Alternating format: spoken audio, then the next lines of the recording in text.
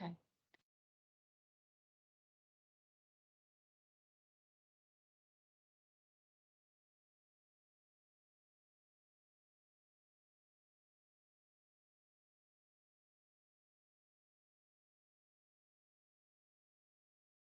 Good morning. Thank you everyone for joining us today. Many of you would have met me many times, seen my face now a few times on previous webinars we've been doing this week. But for those that are not aware, I'm the head of international events at ABHI, of which Medica is one of the shows that I lead on. As part of the support that we're offering you all for Medica, our exhibitors on the UK Pavilion, is the aid for getting ready for Medica next week.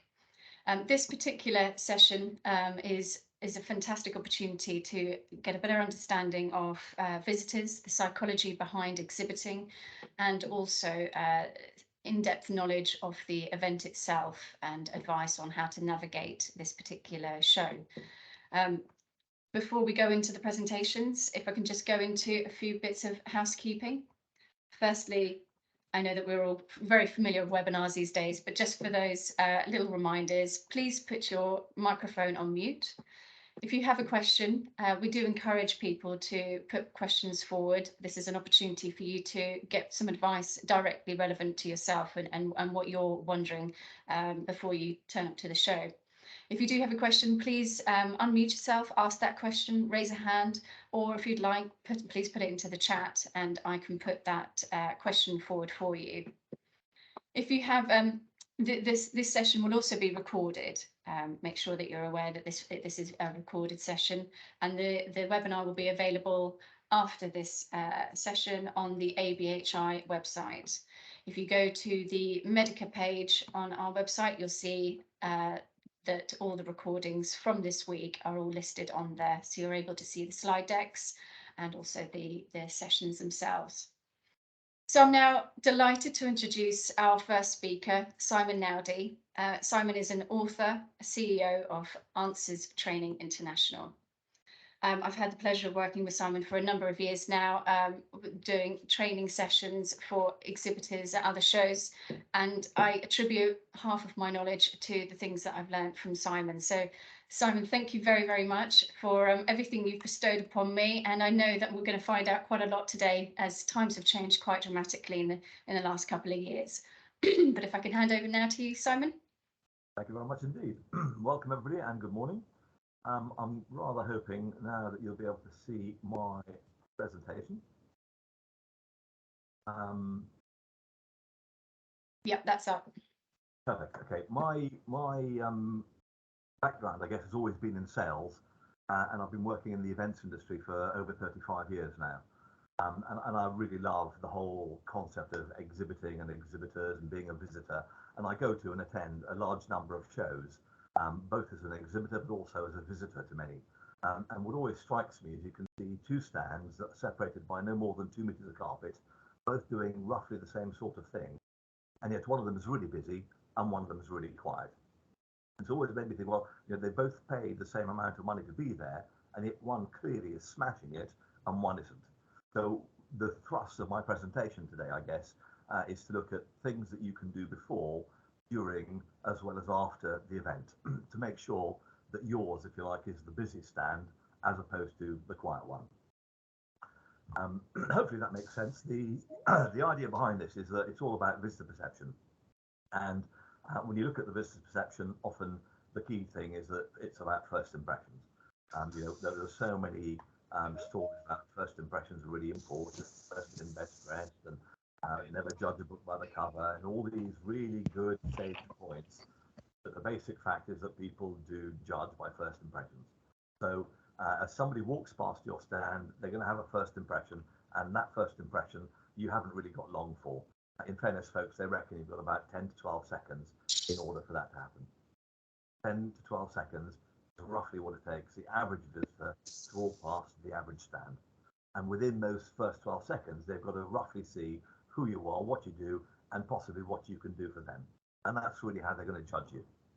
Now, We know certain things about visitors, like, for example, we know they love the choice.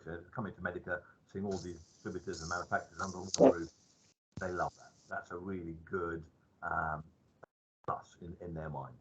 The downside is it's enormous and it can be very confusing. So again, just be aware of that in terms of signposting people to understand. The big bonus or the big plus is that the people that are at the show are people that want to be there. It's either their job to be at the show or they've got an interest or a need, in which case that's why they're attending. So they haven't been coerced, they haven't been forced to be there. So do remember that they're there in order to do business, ideally to do business with you. So when you think about starting up, what are your objectives? When you're actually deciding to exhibit, why would you possibly turn up to a show? What's your purpose in being there? And I get all sorts of things from, it's we always come, our competitors are there, we have to be there, we missed it last year, so we're coming this year. But when you drill down to some really good objectives, the sort of things that people come up with are as follows. People are there because they're trying to launch a new idea or display a new range or a new product or service. They could be there just because they want to test the market and see, what the response is going to be before they go large. They're there clearly for a branding or image exercise. In some instances, clearly to assess the competition and see what's going on, a bit of market research. But more often than not, they're there to meet specific buyers and sell to them. And that will be, they're looking for international buyers, they're looking for European buyers, they're looking for local buyers. It doesn't really matter, but they have some sort of objective for being at the show. And these are all good objectives in terms of trying to achieve your objectives at an event. What I would urge you to do, if you want to see a quantum improvement in your results for this year, is go for what I would call real objectives. And by real objectives, I've just put some sort of token numbers here in, but the concept is as follows. Let's try and say I wish to try and secure 12 leads that I can then follow up after the event. Or, at Medica, I've got 3 sales in the pipeline. I'm going to try and close 3 of them on the days of the event. Or I'm going to log inquiries. I'm going to make 18 appointments, for example. Because all these things are specific, real objectives that you can achieve, and all the generation of publicity is going to happen simply as a matter of you being at the show. So don't worry about the branding and the publicity aspect, because that will happen. Focus very much on what you're trying to achieve, but you've had a really good return on that investment. So objectives are really important. I'm not going to bang on too much more about them, but just to sort of summarize the 3 main points. Number 1, I would say agree your objectives so that you understand what you're trying to achieve. The more clear and more specific you can make them, the greater the chance you've got of achieving them. And the one thing that a lot of people unfortunately miss is they fail to communicate that with the team that are going to be manning the stand. Often what I see is a marketing department has a really good reason why they wish to attend a particular exhibition, and then the salespeople who have been told to go and man the stand don't really have any idea what that is. They're not sure whether they're meant to be schmoozing existing clients or whether they're there to try and get into new clients. And salespeople being what they are, you see a friendly face, an existing client, it's much easier to go and talk to them than to start breaking the ice with a complete stranger. So they end up schmoozing existing clients. Now, if the marketing director's objective was to try and generate new business, clearly there's a bit of a mismatch. So, if everybody's singing from the same hymn sheet, to use a phrase, then that will work really well for you. Now, in terms of a typical profile, ideally, what we want is all your particular clients to be dressed in pink or in black or in green, something very distinctive so you can actually spot them in the aisle. The reality, unfortunately, is that doesn't happen, even in Nirvana. But what we do know is that they come as visitors to a show armed with a series of likes and dislikes and a set of expectations which they're looking for. So one of the things to try and bear in mind is whilst you have a set of objectives, remember also that your visitor potentially has also a set of objectives. Are they trying to meet specific exhibitors? Are they looking for ideas? Are they looking for... And there's lots of research that's been done about why people attend shows and lots of feedback that we receive directly from visitors when we ask them, why do you attend show? What do you like? What do you dislike? What can the exhibitor do to make it better for you? From a visitor's point of view, I guess, you think about the number 1 reason why they attend an event like Medica. It's simply because they're looking for the latest, what's new. Everyone likes to feel they're up to speed and abreast of the latest developments. So that's a really strong pull. So again, if you've got something that's new or different, it's a fundamental attractant to the potential visitor. The second reason people tend to come is because they're looking for a solution to an existing issue or an existing problem. Now, the difficulty with this one is that it's rarely at the front of people's minds. And often what happens, they're talking to you, and in the middle of that conversation, they go, oh, by the way, are you able to manufacture something now? Or have you got an application that can, and suddenly the true need emerges. For that true need to emerge, it does involve you engaging with them. So again, top tip here, the more you engage with the client, the greater the chance you are to uncover an existing problem, which they're looking for a solution. On the flip side of that, main thing that winds them up is that feeling that they're being sold to. The last thing they want to feel is they've come to this event, maybe sometimes international travel, maybe aggravation on the way, blah, blah, blah, long journey, early starts, unfamiliar surroundings, and then they've got an exhibitor who's trying to sell them something they don't want. So now here, I suppose we're playing a little bit with semantics. We have all been in a position where we felt someone was trying to sell us something. Our natural reaction is no. Even if we think we want it, we don't want to be sold to. As a visitor or as a buyer, we like to feel that we are buying, not being sold to. So your visitor will come to the show expecting that you will help them, expecting that you will give them advice, expecting that you will. So they're looking for help, not to be sold to. So as long as you can present yourself as the font of all knowledge that potentially will allow them to get what they're after, they will feel that they are buying, and you will end up with a much better result. Excuse me. Second thing that people really don't like is asking you a question and not knowing the answer. And again, you see this time and time again. Somebody asks a question, oh, I don't know the answer. Oh, the person that knows is on lunch. Can you come back later? Or, oh, they'll be here on the stand tomorrow. Can you come back tomorrow? And actually, the reality is that people are not going to come back during lunch. They're not going to come back tomorrow. They're going to keep asking other exhibitors the same question until they get an answer. And when they do get an answer, that is usually the exhibitor that they're going to do business with. So again, my advice to you in this instance is, especially if you've got something that's vaguely technical, is have your technical expert on site with you. If logistically you cannot manage that, make sure they're on the end of a phone so you can say, I'm really sorry, I don't know the answer to that question. Allow me to give them a call and I'll find out for you straight away. That way, folks, you will be streets ahead of your competitors. The key to all this, clearly, is to try to identify the potential within your competitors and see what you can do to drag them onto your stand. Now, what I've tried to do here next is assemble almost what I call my frequently asked questions. So in a way, what I'm trying to do here is to say something along the lines of what works, what doesn't work, is this a good idea, is that a good idea? And amongst them, I've really just sort of put my top ones, and clearly, if you've got questions, I'm happy to take those as well as we go. But the most common question I get asked typically is, what about uniforms? How should we look? And by uniform, I don't mean the peaked cap and the gold braid. What I mean is, should we have a uniform look? So let's imagine you decide, right, we're all going to wear black, then everybody should be in black, not black with a fleck or black with a stripe or black with a little pattern. You're either all uniform in black or you're not. It's the same with jackets or ties or whatever else. Either you all wear them or nobody wears them. The reason for this, folks, is you've got to look like you belong on the stand. Now, we've all done this in a social environment. Maybe you've gone shopping, you can't find the product that you're looking for. So in desperation, you turn to the assistant and go, excuse me, have you got such and such? And the assistant goes, oh, I'm really sorry, I don't work here. And you go, oh, I'm really sorry for thinking you did. And they say, oh, I'm really sorry for giving you the impression that I'm the sort of person that you thought would. And it's just embarrassing.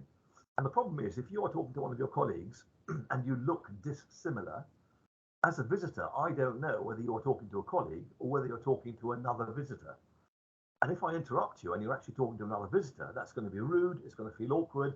And rather than put myself in that position, I would rather not ask you the question at all. And I'll go and ask someone else.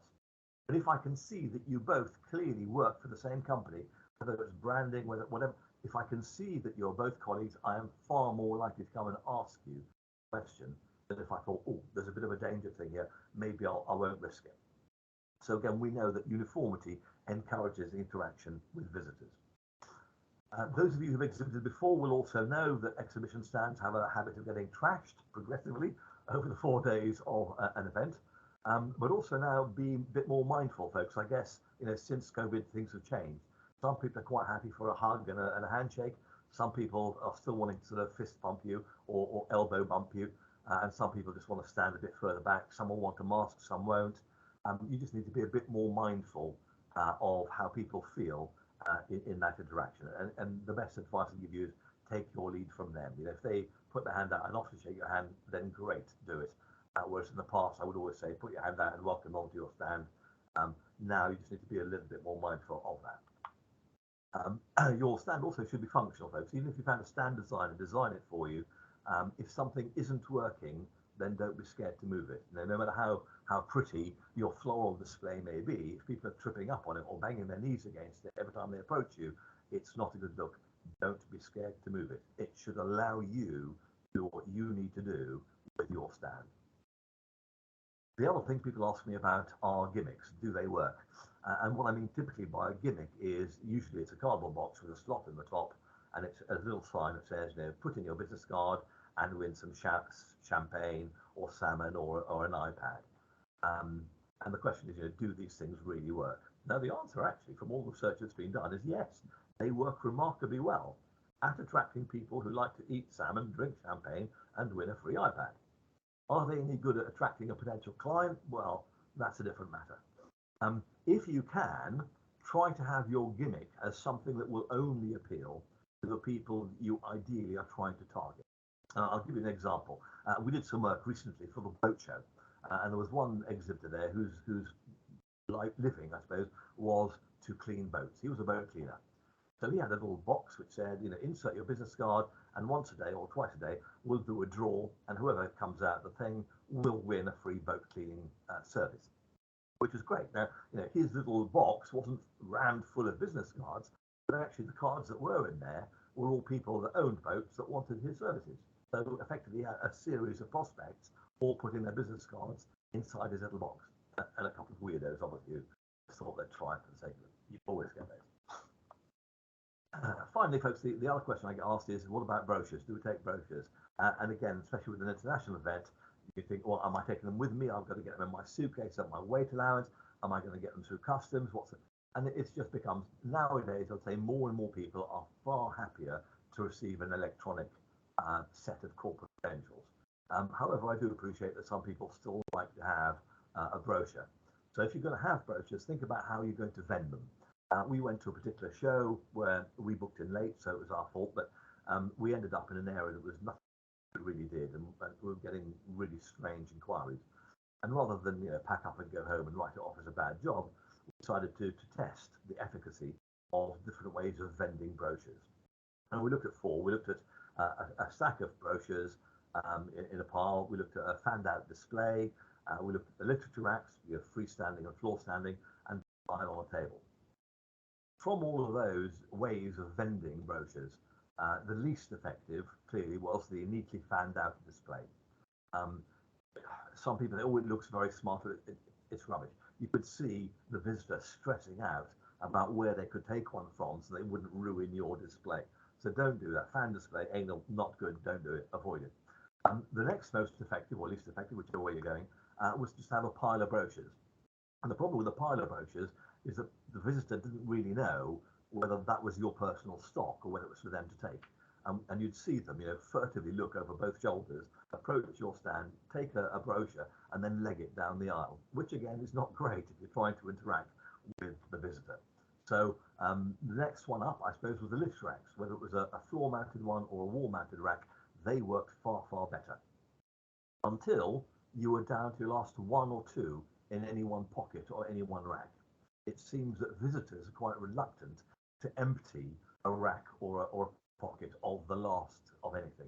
So as long as they are well stocked and maintained, stocked up, they actually work very well. And there was no real difference whether it was floor mounted or wall. And finally, and strangely and interestingly, the most effective one was just a pile of brochures on a table.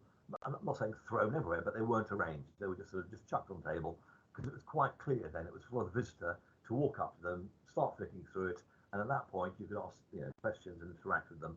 What brings you joy? How's it going? So that was a bit of food for thought in terms of how you should vend your brochures, should you take them with you. I've also tried to give you for today a list of do's and don'ts, which I think will make life a little bit simpler. I know from experience, the more of these things that I do when I exhibit, the better my show tends to be. The more of these I forget or neglect, surprise, surprise, the less effective my participation was at that particular event. The first thing really is do make sure you have lots of shifts and breaks. And it sounds really obvious and really basic. The problem is that it's so obvious that people don't think about it. So what normally happens, they slide off in the morning for a coffee, they'll have lunch at lunchtime, maybe a little coffee break or tea break in the afternoon, and that's it. And the problem is that during those breaks, you're working really hard. It's quite hard to man a stand effectively for a long period of time without sufficient breaks. Likewise, what you'll find is that in terms of the shifts and the breaks, if you don't think about it, the potential is that key visitors are walking past your stand at lunchtime, and that is maybe time when you really should be on your stand. So it's just worth thinking about having some sort of rota or system to allow that to happen. Also, folks, be natural. By be natural, I don't mean the obvious, which is don't buy a new pair of shoes because they will crucify your feet. What I mean by be natural is don't make somebody, for example, who doesn't normally wear a suit, wear a suit. Because they will look like somebody who doesn't normally wear a suit wearing a suit. Same with your staff. Don't get your introvert and shove them to the front of your stand. Say, go and grab some new people onto the stand. Because all their body language grumbles, saying, I really hate this, I don't want to be here. And it will be obvious, and the visitors will realise it, and they'll avoid them too. What you want is your sort of almost like a receptionist person who's got that gregarious nature that's willing to go out and meet new people and then say, hi, George, this is Techie, meet George. Introduction, off, and then go and get somebody else. So again, I appreciate this is down to your own resources, but try and think about how can you allow people to be good at what they are naturally good at. Now, also a really good tip here is to look busy. There's two types of busy. There's what I call good busy and bad busy. Good busy is a sort of busy where it is fine to be interrupted. So things like housekeeping, tidying up the stand, restocking the brochures with literature, all of those things are examples of good busy. Bad busy is anything that implies that you are engaged in something else, and you might be a little bit miffed if someone approached you. So good busy is a great thing to have. And I know, as a tip, one of the things that I do, for example, when I exhibit, is on the very first day, on the very first morning, I will invite my friends onto my stand. By friends, I mean my tame clients. And I'll bribe them with whatever it takes, tea, coffee, cakes, biscuits, whatever, to get them on my stand first thing in the morning. Now that does two things. The first thing is that psychologically, when the doors open, my stand is rocking and busy, and my competitors are quiet. So there's a bit psychological advantage. Second thing is when a stand is busy, people go, oh, why is that stand so busy? Let me go and have a look. And they join the queue, and suddenly your busy stand gets busier. So it's really quite a good technique to use. Also, folks, it's worth thinking up questions. And again, I appreciate this might sound very Janet and John, but actually, if you don't think of questions in advance, the most common question to think of when you're actually exhibiting is something along the lines of, can I help you? The answer usually is no thanks, just looking, bye. So think about the questions that you want that will actually allow for maximum engagement. Also think about the icebreakers. You may want to ask them, where are they in the buying process? What applications have they got in mind? All those are really good examples. But actually, the thing to bear in mind here is you've also got to have the icebreaker, which is, hi, how are you? How's it going? Is it still raining outside? Did you have an easy journey here? What are you looking for at the show? All those questions that create that initial interaction. Again, really good thing. Certain do's and don'ts, folks. Clearly, one of the don'ts is don't hover, glide, or pounce. There is nothing more disconcerting as a visitor than minding your own business, walking up the aisle, and then suddenly an exhibitor pounces on you. Hi, how are you? Thrusts a business card or a brochure in your hand, tries to shake your hand and give you their sales pitch. Don't do it. People don't like it. The other thing people do is hunting. What I mean by hunting is they make eye contact with you down the aisle and they track you down every single aisle. What then happens is as they approach you, they go right, and right again and re-emerge behind you. What happened there? It's really quite scary to maintain eye contact and just look at somebody and stare them down the aisle. Eating, drinking, smoking, folks. very, very often that you can't smoke anyway these days. However, but eating and drinking, because they are examples of what I would call bad busy. If I'm on my break, I'm just having a sandwich, I'm just having a drink, leave me alone. And people do tend to. If you really do need to eat and drink, and you feel the urge to do it on your stand, my advice is go and buy a Cornish pasty, take it to a rival or competitor stand and eat it there. Because those things fragment and explode like a pigeon. They're brilliant. They cause such carnage. Don't sit down. Folks, even if you've got chairs built in or part of your stand, don't use them. Yeah, clearly, if your visitor sits down, yes, great, sit down with them. But don't sit down just because it's quiet or because your legs are tired. Because again, it will give this example of bad busy, as in, oh, I'm tired, oh, I'd rather be sitting down than talking to you. And strangely enough, if you're on your feet all day, you will feel less tired than if you've been up and down, up and down, up and down, up and down. As many. Now, this next tip, folks, this list is not extensive. Don't read newspapers, don't use mobile phones, don't use laptops. It goes on. Again, simply because this is bad busy. This says, I am busy, engaged, doing something. Please leave me alone. And that's what people will do, is they will leave you alone. They will not engage with you. They will not interact with you. And therefore, you'll say, that was a rubbish show. Nobody came on our stand. That's because you looked occupied. You were bad busy. Don't do it. The other common trap that happens is you end up having a side conversation with a colleague, and you almost end up in a mini meeting. And you're discussing work, and you maybe project you're working on together, and then suddenly your body language changes, and you orient towards each other. And as a visitor walks past you, they think, oh, he's obviously engaged or she's obviously engaged. I'll come back a bit later. And as we know, they either don't come back or somebody else hijacks them in the meantime. It's a very expensive meeting. If you want to have a meeting, I do know that the ABHR stands have got meeting areas, use those, but please don't do it with your colleagues, because it's just a waste of everybody's time, including yours, and clearly money as well.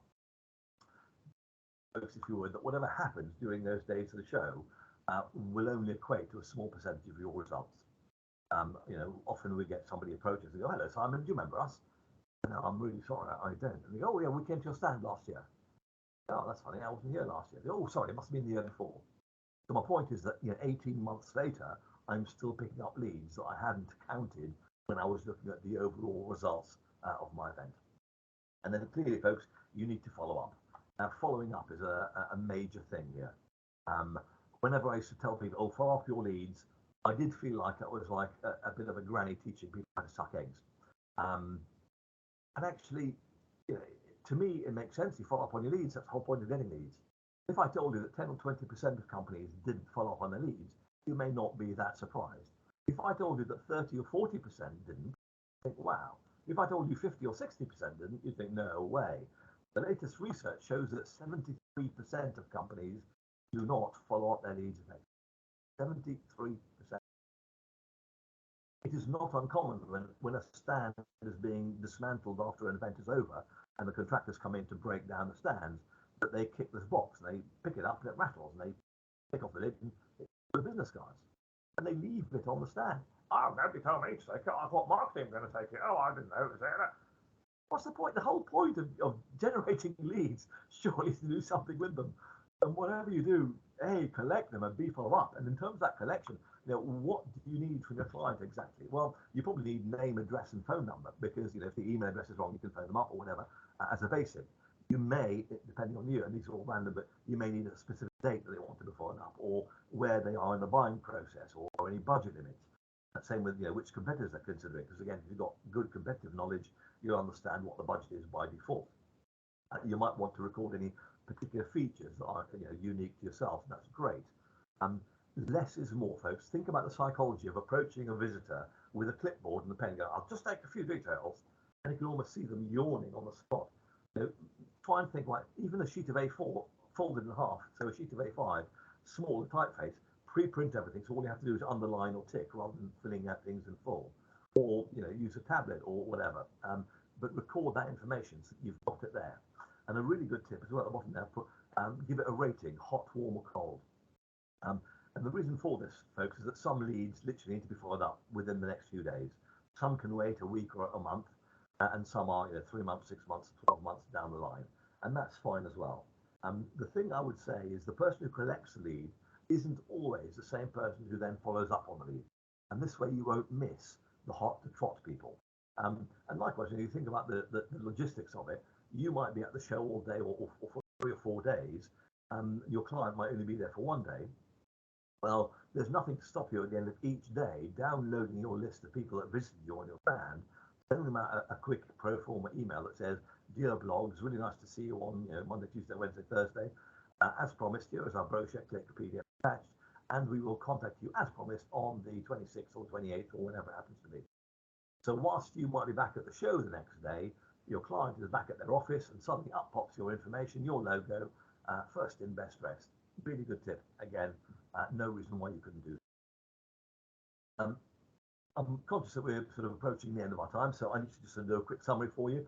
And what I've tried to do is to summarise the before, during, and after actions that you could or should be taking. Certainly, I would say make sure you've sent out your mailings to invite people onto your stands. Whilst the organisers do an awful lot of work on your behalf, there's nothing worse than thinking, oh, it's all down to them. There's nothing to stop you, especially inviting your tame clients to come to the show. Some people say, oh, I don't want to bring my key clients to the show because they'll see my competitors. Well, actually, chances are it's probably their job to come to the show and they will see your competitors. But it's far better that they arrive with an invitation from you than maybe from one of your competitors. Think about all the pre-show published you can do. There's lots of opportunities. PR. Really sad, folks. Effectively, less than 5% of companies use PR facilities, even if they're provided, like in your case. They just don't seem to do it. You think, well, why not? It's a no-brainer. It doesn't cost you anything and actually generates such a lot of potential.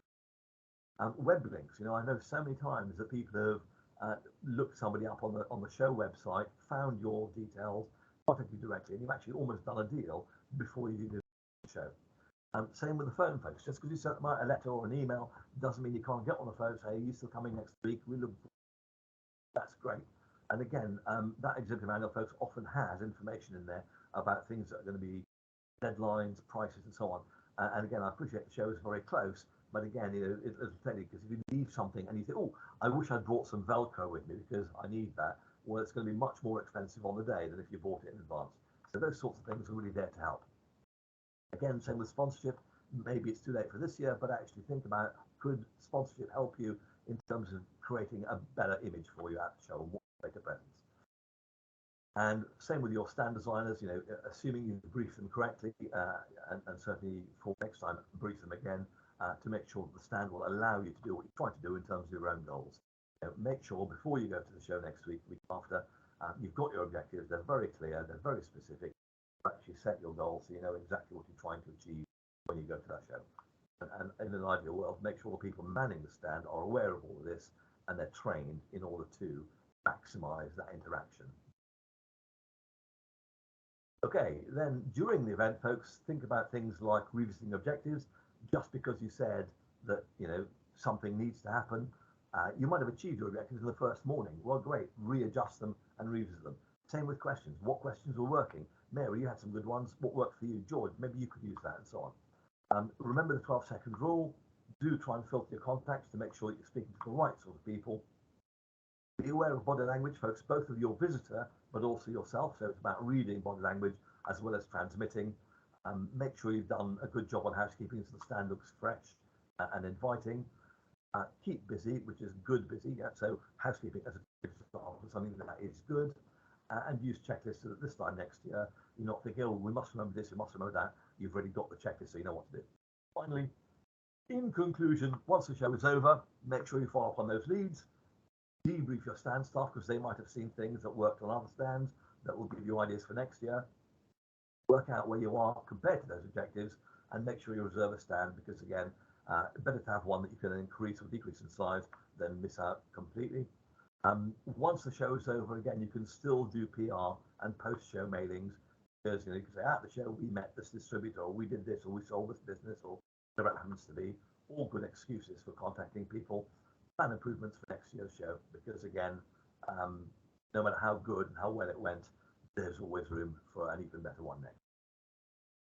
Last thought, folks, for today, something that's not often in the books, but I think is really important, and that is when you are at the show, do have fun. You've got to look like you enjoy that you're there. I'm pleased to be here. I'm really happy to meet you, as opposed to, oh yeah, nice to meet you. What we don't want is the the fast food chains, have a nice day, because you know they don't want you to have a nice day. It's just something they've been told to say. Whereas when you're on your stand, you want to look like you're really pleased to be there and you're really pleased to meet your visitors as they talk to you. We've got some time for questions at the end, but I've put here some contact details. So if you've got any specific questions, we'd like further help, then by all means contact me. But in the meantime, I will say thank you very much and hand you back to Michelle. Thank you, Simon. Thank you very much. I think there was a lot in what you had to say there, and there's a few bits I think that I appreciate you could take a lot longer in talking about some of those items.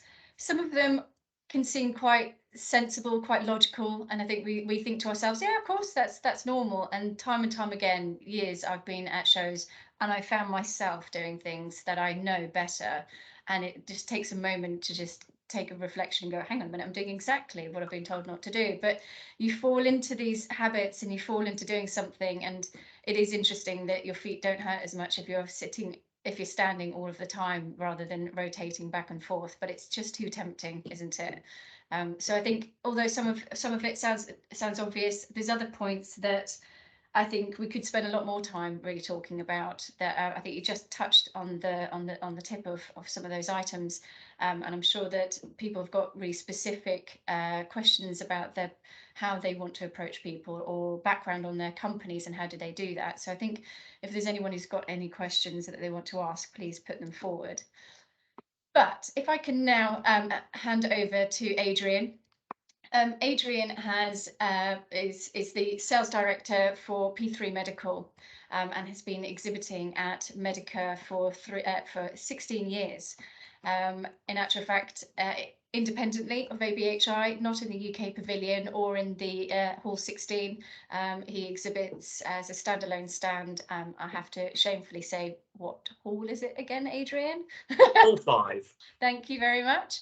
But it's a great opportunity for Adrian just to give you some reflections, tidbits, specifically about Medica itself. I think it's a beast on its own, and has its own personality. So Adrian, over to you. Thank you, and thank you, Simon. That was really interesting. There were plenty of notes that I've written down, and things that I thought, damn it, you know, we've done that in the past. Why aren't we doing that now? And one of them is uniforms. I made a note that you know, in the past, you know, we've worn uniforms. I'm going to name check a company who are phenomenal at their uniforms, and if you get chance, have a look for Tens Care, because they wear really loud shirts, and it works. It really does work. Everybody sort of, you know, recognizes them. It's a huge talking point. So I'm kind of kicking myself now, having watched that, thinking, what, you know, why haven't I done the uniform thing? But that was really good presentation. Thanks, Simon. We've been exhibiting as P3 Medical for 16 years, and we exhibit in Hall 5. We're Hall 5 D11. It's kind of ingrained in my head, and the lovely thing is that now, because we've been there for such a long time, lots of people just come, you know, looking for us, and they know where we are. They don't sort of have to go through the exhibitor manual. They know that if they wander into Hall 5, then they'll be able to find us kind of in the far corner there. So it just works for us. It's, you know, it's nothing against the ABHI. I've got a great relationship with those guys. What they do is brilliant, but for us, we just kind of, you know, we're ingrained in Hall 5. So I did last night. I did a bit of a brain dump about kind of, you know, what I think about what works for me, you know, how I'm planning, and I think, you know, for me, the first thing that I thought about for anybody new going to Medica is the chaos of getting in and out. that's the first thing that kind of flashes up in my head. It's, you know, it's the chaos of getting wherever you're staying from your hotel into the show is manic. So if you've got meetings, you know, make sure that you leave plenty of time to get in and out of the show, because it's manic. And then I had a meeting last week because, you know, we designed our stand, but there were a few final bits that we had to do in terms of our posters and how we've designed the stand. So I think it's important that you think about the location of your stand, where the footfall is coming from, and what it is that you want to achieve. So that goes back to Simon's, you know, objectives. You know, what are my objectives? What do I really want to push, and where am I going to put that poster so that it gets the best visibility? You know, as somebody's walking down one of the aisles, that's the first thing that they see on our stand. That's the product that I'm pushing, and I want people to see that and say, oh, tell me about, you know, your new device that you have just there. So I think merchandising, how you display things on the stand, is really, really important. For me, I think less is more. Don't have a really cluttered display stand, because it just gets confusing. For us as a business, we have we do anesthesia, we do theatre products, sort of general theatre products. So it's putting things in their categories within the display cabinets. Otherwise it gets confusing, and it's nice to be able to walk people through the range of products that you have. So that's something that we consider. You know, when we get there on Sunday, we'll be setting things up and thinking, right, you know, we're pushing this, so we'll have that in that corner, so it's the first thing that people see. I think, depending on sort of how busy you are during the day, I think you have to recognize your good and bad sort of visitors. So what I mean by that is that you might get somebody that comes along and says, do you have a distributor in Iraq? And I'll have a look and I'll say, oh, no, we don't. And then they'll say, oh, what is this? So, you know, to me, if they haven't got a clue, you know, what it is they're looking at, are they really, you know, a hot lead? If I've got lots of people around the stand, am I going to spend 20 minutes explaining to the guy what that device is? You know, or do I want to, you know, work my way through the crowd and, you know, and make sure that I'm speaking to everybody? So it's just kind of recognizing, you know, are they really a hot lead? Do I want to be spending a lot of time with them? During the quieter periods, you know, you can chat away to them, but when you're busy, you know, make sure you're kind of managing your time well. You know, we're an SME. There's only 3 of us going out manning the stand. So, you know, there was another thing that Simon said. You know, I think it's important, you know, that you're not exhausted. So taking shifts, you know, doing shifts and having breaks, manning the stand, I think is really key, because if you're exhausted, you know, there is that temptation, and I do it. You know, my feet are killing me, and I say, right, I'm just going to have a sit down for, you know, 5 minutes, and it doesn't look good. It doesn't look good, because when I sit down, I tend to cross my legs, and it doesn't look welcoming to people coming. You know, the body language is all wrong. So that, you know, that was a point that I kind of noted, and it's something that I'll be thinking next week when I'm out there. You know, make sure that, you know, my body language is welcoming people onto the stand. Lead forms. Make sure that your lead forms aren't massively complicated, because again, during those busy periods, the last thing you want is loads and loads of information, tick boxes and things like that. It wants to be, you want, you know, all the right information, contact details, email address. But I've written down in capitals here, rate the leads. I think that's a really brilliant bit of advice, because we end up getting back to the UK on Monday and having hopefully a massive stack of leads, and then we just kind of work through them from top to bottom probably. Whereas what we're going to do is we're definitely going to rate them, so at least we can then say, right, Monday morning, first thing you do, ring that guy, because he was a hot buyer, rather than we get to him on Thursday as we're working our way through. So I thought that was really, really great advice. I think whilst we're on the follow-up side, it is so important that we've spent all of this money and all of this time and effort to get out there. Make sure that you are following your leads up as soon as you get back. And if it's a holding email, at the least, you've got to get in touch with those people as soon as you get back, because otherwise, it's a waste.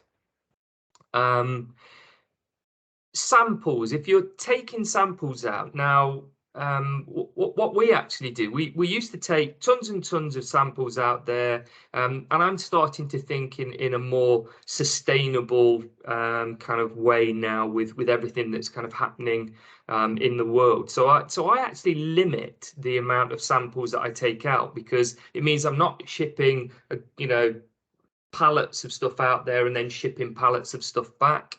So for me, we've changed what we do. Rather than just giving samples out willy-nilly, I will give samples out, but I'll make sure that it's to a really hot lead, to somebody that is definitely a buyer. They're in a position to move ahead. Otherwise, you've got all the contact details, you can send stuff on to them. When I go out there, we're a manufacturer, but we're also a distributor. So I go out there to meet with our existing partners, but I also go out there looking for the next £1 million product. And I think it's important that, for me, I plan a day when I can actually walk around the exhibition without meetings, without having to sort of go back to the stand, and make sure that I'm focused, and I work my way through which halls I want to be in. Make sure that you plan that, because otherwise it's so difficult to try and get around the place. It's impossible really, unless you really plan it. Booking appointments, if you really, you've got sort of difficult conversations to have, which sometimes this is an opportunity to meet face to face and have those difficult conversations, or if you're looking to really to sell something and to push a product, then to me, I think it's important to have an appointment to welcome those people onto the stand, to make them a cup of coffee, to make them feel special. I mean, we actually have we have beers and things like that on the stand, because it's quite nice, to say, do you want to have a beer with us, or whatever. But what I don't want is somebody kind of walking past, and seeing me busy, and I kind of wave at them and they've gone. I think, damn, was that my opportunity to to speak to that person? Will they come back? If they come back, am I going to be busy again? So I think make sure that you get those appointments, because it's so difficult at times when you're really busy to kind of break away from a meeting to go and to go and see somebody that's important to speak to.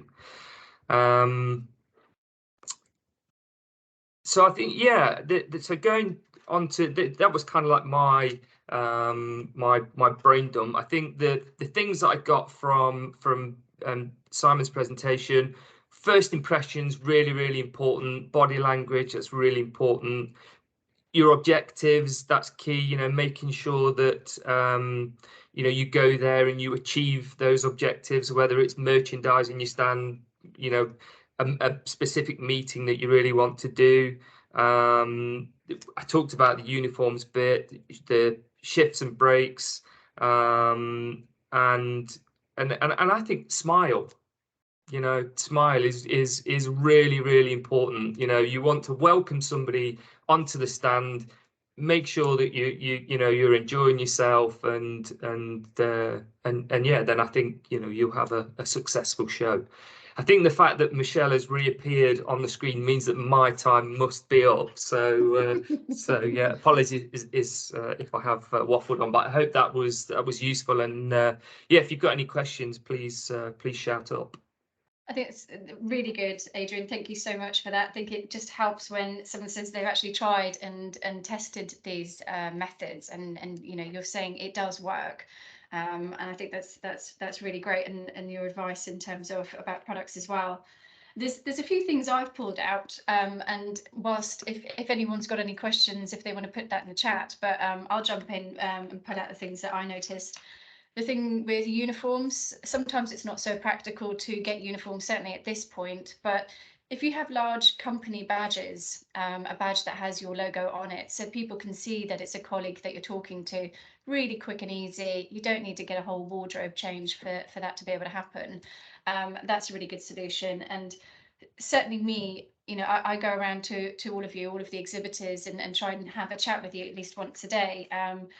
And I don't know if you're talking to a visitor or not. And I have that exact experience that Simon and Adrian have just been drawing on. So I think that is important. And yeah, TenScare are famous for their loud shirts. Absolutely. And it's, you know, when we see them, you know who they are straight away. So they don't blend into the crowd, that's for sure. Simon, I've got a question here. I find often people's objectives are, well, it's to get a sale, right? Or I want to get 3 sales. So that's my objective for being at the show. That's how I know I can measure it being successful. But my findings on this is that it can take a long time to get for that lead to turn into a sale. So how do you get the right objective in that terms, rather than, you know, I think sometimes as an employee it can be a bit disheartening when your objective is to get a sale. I think that can be sometimes a bit of a hard challenge. I think there's a clear distinction, I guess, between a lead and a referral and a hot prospect. Now, imagine I said to you, right, I'll give you a referral. Oh, Michelle, you can speak to so and so. I think they'll be interested. Or I can say, so and so, let me introduce you to Michelle. She's certainly somebody who you ought to be doing. That's different in terms of the weight it carries. And it's the same with a lead. You know, sometimes, as Adrian said earlier, you just get the feeling that they're not a hot lead. They're just sort of passing the time of day, or they maybe want a free beer. And so what I try to do is to establish how many leads I'm going to get, and then from that I can work out as a separate exercise what my conversion rate is. So if I normally convert, let's say 3 and 10, then I know in order to get, let's say, my maths is wrong here, but imagine I want to get 6 good leads, then I know I've got to have 20 prospects in my box, or 20 business cards. But I think there's a difference between here's a card and here's a card, please call me because I'm really interested. Yeah, absolutely. Thank you. I think it's really worth knowing. Sometimes when people are told what's your objective, you know, it can be hard sometimes to really drill into the real motivation between that of finding the right objectives and realistic, rather than saying get the most amount of leads that we've ever had before. You know, make it quantifiable, that's achievable, because then you get that buzz feeling from achieving those objectives. You mentioned about PR opportunities. I want to draw in again that being part of the UK Pavilion, we do a lot of PR and press. We have Julia Price, our PR consultant, who's been doing an enormous amount of work for everyone, and specifically for press releases on particular products as well. We've got Jonathan Evans, our communications Associate Director. He'll be at the show this year. It's his first time at Medica, so those of you who've been already, please help him out. Please give him some advice if he's flagging. But he's there to help you and support you, and he's there to support you in terms of social media as well. So draw him onto your stand. He's also doing talking heads as well. So if you'd like to have an interview, use that opportunity with the backdrop of being your stand.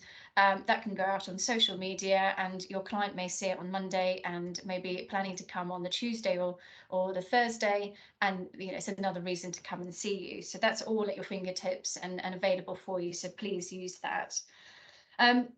Thinking about next year, that's a really important aspect here. Have a look at the show, have a look at what other exhibitors are doing. Have a look at the way that they've planned out their stand and how they've navigated everything.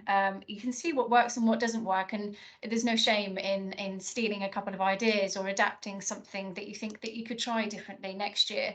I think that's what we're all trying to do. Don't be stagnant. Do try different things out, and see what happens. And I think Adrian's point of look at the position of your stand and work out how you want the graphics to be laid out. And I think another point here is not War and Peace on your graphics. People don't have time to read things as they walk past, and images do say 1,000 words. And Adrian's point again, if they see your product, for example, they'll know what you do. They'll get straight away a good example of what area you specialize within. Within that, I do have a question actually, again, Simon, and this is something I don't think is right or wrong, so I'm just interested in your opinion on this. Display cabinets at the front of your stand, used as a table, but as a display cabinet. My understanding in the past has been try not to create a barrier for people coming onto your stand. However, it is a really good way to show your product, and it does engage people to want to come up and have a look at it. So is it a good thing to do, or is it not, or is there not a yes or no answer to this? As you say, there is no definitive right or wrong, but I get your point that actually it can be a talking point. Maybe the qualification will be as long as it doesn't block the entire front of your stand. In other words, as a part of the front, absolutely fine. I think it's probably a good idea. But to have too much of it, it becomes a barrier. So I think as long as it's either to the side or small, then yes, then you can stand around it. That would work really well as well. It can be a focal point on the upside, but it can be a barrier on the downside. Yeah. Okay. Thank you. So a debate or two I've had on site on that particular question means that I'm neither right nor wrong. So yeah, that's good to know. Also at the moment, Michelle, I think with COVID being sort of fairly fresh, it can be a good thing because it can provide distance for those that would like that. Yeah, that distance to be able to then navigate on. And then also something I've noticed with these shows is, it is an international show, and some of the personalities, they'll come onto your stand regardless if you've got a barrier up as well. They're on there and they'll pull up a chair and they'll sit down and they're quite forthright about the fact that you're speaking to them. So there are lots of different behavioural trends with some of the visitors. My experience in the past has been UK events, and it's refreshing sometimes to see the difference in nationalities at these international shows. And I think somewhere in there, the comment you had about literature displays being good, and if it's too perfect, I think there's a mix. I think some people do enjoy coming up and actually ruffling it up and seeing what else is in there and watching you rebuild it again. But I think that's more indicative of a quiet show and not a busy one. So yeah, thank you very much for all of those nuggets of information. I think they're priceless, really. If anyone does have any questions, you've got our email addresses up on screen at the moment. You should all have my contact details at your fingertips anyway. Just to reiterate, I'll be on site as of Friday, in actual fact. I'm watching the pavilion being built via pictures, and it's looking outstanding. I think we're all going to be really, really pleased with the quality and upgrade of the pavilion this year. And I'll be ready to welcome you to the pavilion on Sunday. Please come over. Please let me know that you're there. If I'm on a different block, please come over and say hello. And if we've got the coffee machine up and running, then please help yourselves to some coffee on your arrival. But wishing you all the safe journey to the show and thanking you all for your time this morning. And I hope that you found it as beneficial as certainly I have.